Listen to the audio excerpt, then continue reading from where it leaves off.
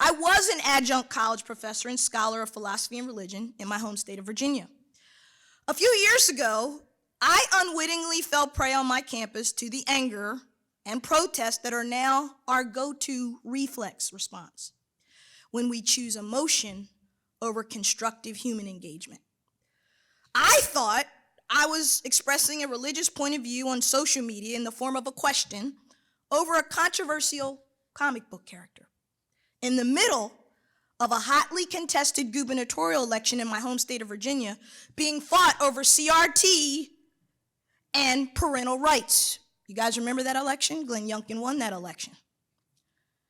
I honestly thought I was just being Sophia Nelson, the opinion columnist, the political analyst, not the professor who was popular and great with all of her students, regardless of their racial background, gender identity, religious or political viewpoints. Regrettably, my tweet caught the ire of another faculty member of a marginalized group who started a red-hot blazing firestorm. First internally, and then it turned public, and it turned ugly. Now, my first instinct was to do what? Issue an apology, mea culpa, and then say, let's get on campus and talk about this. Turn it into a teachable moment for me and for you. Show the students how to resolve conflict, how to disagree and engage in respectful dialogue, even when we don't see eye to eye. Needless to say, that is not what happened. This is why I stand before you today so deeply committed to building bridges, because I know firsthand what it is like to have the bridges burned down around me.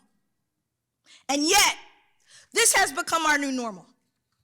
And it is dangerously corrosive, folks, to both academic freedom and our individual civil liberties. Let me be clear. We cannot use illiberal means to protect our liberal democracy. Let me say that again. We cannot use illiberal means to protect our liberal democracy. Tolerance and respect for different viewpoints does not mean agreement with them or celebration of them. Let me say that again because you might have missed it. Tolerance and respect for different viewpoints does not mean agreement with them or celebration of them. It means all of us must be free to ask a civil question in the public square or share an unpopular opinion or be flat out wrong in what we profess without fear of reprisal, loss of reputation, or worse, loss of our livelihoods. Illiberalism does not serve the academy, and most importantly, the contribution of diverse viewpoints and passionate discourse on campus that grows us all.